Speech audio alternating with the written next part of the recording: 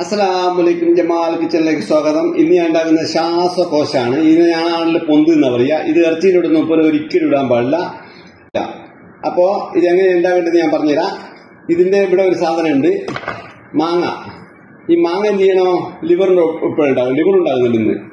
അപ്പോ ഇത് മുറിച്ചെടുക്കുക. ഇത് മുറിച്ചെടുത്തിട്ട് ഞാൻ ഇത് ചെറിയ ചെറിയ പീസാക്കണം. ചെറിയ ചെറിയ പീസാക്കിയിട്ട് എന്ത് ചെയ്യുക, ഇതുപോലെ ചെറിയ ചെറിയ പീസാക്കുക.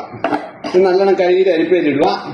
ഇനി ഇതെങ്ങനെയാണ് ഉണ്ടാക്കുന്നത് വെച്ചാൽ ആ രൂപം ഞാൻ കാണിച്ചു തരാം. ഓക്കെ. അപ്പൊ നമ്മളെ പൊന്ത് ശ്വാസകോശം ഇതാ കഴുകി എടുത്തിട്ടുണ്ട്. നല്ലോണം അരിപ്പയിലിടുക. അരിപ്പയിലിട്ടിട്ട് ഉണ്ടാക്കണം. ഇത് നമ്മൾ കഴിക്കേണ്ട സാധനമാണ്, ശരീരത്തിന് ആവശ്യമായ സാധനമാണ്. ഇത് കഴിക്കുമ്പോലെ കഴിച്ചാൽ ഒരു പ്രശ്നം ഉണ്ടാവും. പൊന്തുണ്ടല്ല, പൊന്ത് നന്നായിട്ട് കഴുകി അരിപ്പയിലിട്ടിട്ട് എന്ത് ചെയ്ത് നമ്മൾ ഈ പാത്രത്തിലേക്ക് ഇടുന്നു. ഇത് അധികമൊന്നുമില്ല, ഒരു 1/2 കിലോ ഉള്ളൂ. അപ്പൊ 1/2 കിലോയിലേക്ക് വേണ്ടതെന്ന് പറഞ്ഞാൽ ആവശ്യത്തിന് ഉപ്പ് വേണം. ഉപ്പിട്ടു. ഇത് ഹിമാലയ സോൾട്ടാണ്, നിങ്ങൾ സാധാ ഉപ്പിട്ടായി ഉള്ളൊരു അത് തന്നെ ഇട്ടോളി. കസൂരി മേത്ത് വേണം 1 ടീസ്പൂണ്. പിന്നെ മഞ്ഞൾത്തൂൾ വേണം 1/2 ടീസ്പൂണ്, അത്രേ വേണ്ടു.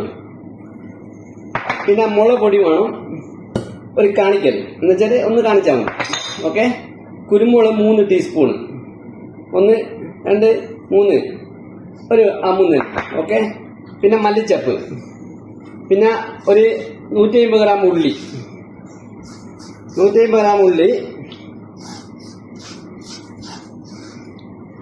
ഇപ്പോൾ ഇവിടെ ഇഞ്ചിയും വെള്ളിട്ടിട്ടുണ്ട്, അത് കൂടി ഇടണം.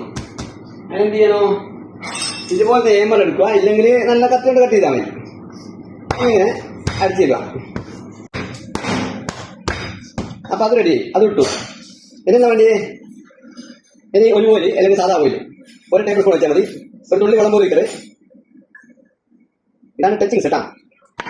ഇത് നല്ലോണം കുഴച്ചിടാം. ഇത് എന്ത് ചെയ്യാന്ന് പറഞ്ഞാൽ ചെറിയ തീ വെക്കണം, അങ്ങനെ സാവകാശം വന്നോട്ടെ. ഇതേ ചെറിയ തീയിൽ ഇതുപോലെ അടുപ്പത്ത് വെച്ച് എന്ത് ചെയ്യാം, നല്ല മൂടി വെക്കുക. ഇങ്ങനെ മൂടി വെക്കണം. കാരണം മൂടി വെച്ചിട്ട് ഞാൻ വെള്ളം വെക്കണം. ചെറിയ തീ വെക്കാൻ പാടില്ല. ഇനി ഒന്നുകൂടി കുറക്കണം.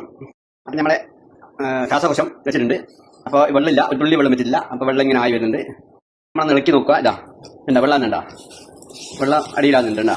ഒരു തുള്ളി വെള്ളം ചേർത്തില്ല. ഇതിങ്ങനെ ഇവിടുന്ന് ഇങ്ങനെ ആയി നല്ല ചുക്കിയായി വരണം, മനസ്സിലായ? അപ്പോൾ ഇത് നല്ലൊരു സാധനമാണ്. എല്ലാവരും ഒന്ന് കഴിച്ചു നോക്കുക, അടിപൊളി സാധനമാണ്. അപ്പം നമ്മൾ ഒന്ന് ഇളക്കി കൊടുക്കണം. ഇടക്കിടക്ക് ഒന്ന് ഇളക്കി കൊടുക്കണം.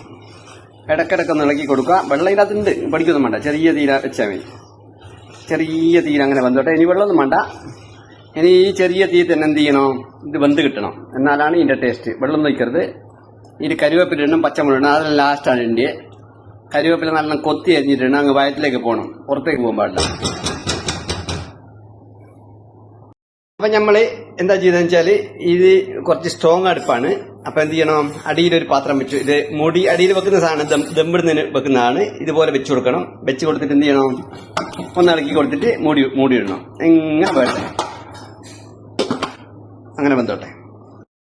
ഒരു തുള്ളി വെള്ളം ഒഴിച്ചിട്ടില്ല, വെള്ളം വരുന്നുണ്ടാവും. അപ്പം ഇങ്ങനെ ഒന്ന് ഇളക്കി കൊടുക്കണം. ഇളക്കി കൊടുക്കുക. ഓക്കെ. അപ്പോൾ ഇങ്ങനെ എന്നിട്ട് എന്ത് ചെയ്യുക, ചെറിയ തീയിൽ മൂടി വെക്കുക. അടിപൊളി ടേസ്റ്റ് ആയിരിക്കും. സൂപ്പർ ടേസ്റ്റുള്ള സാധനമാണ്. അപ്പോൾ ഒരു തുള്ളി വെള്ളം ഒഴിക്കാണ്ട് നമ്മളെന്താ ഈ പരുവത്തിലെത്തിയിട്ടാ കുറച്ചുകൂടി ഒന്ന് ചുക്കിയാണ്ടുണ്ട്. അപ്പം നമ്മളെ പൊന്ത് ശ്വാസകോശം റെഡി ആയിട്ടുണ്ട്. ഇതാണ് സാധനം. ഇതാ ഇതിൽ പച്ചമുളകും കരുവേപ്പിലയും ലാസ്റ്റ് ഇടാൻ പാടുള്ളൂ. അതിന്റെ കാരണം എന്ന് പറഞ്ഞാൽ പച്ചമുളക് വെന്ത് പോയാൽ അതിന്റെ ടേസ്റ്റ് മാറും, അതാണ്. അപ്പം അതിട്ടു.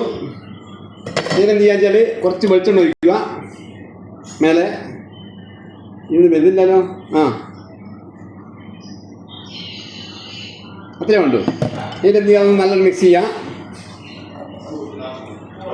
ഇതാ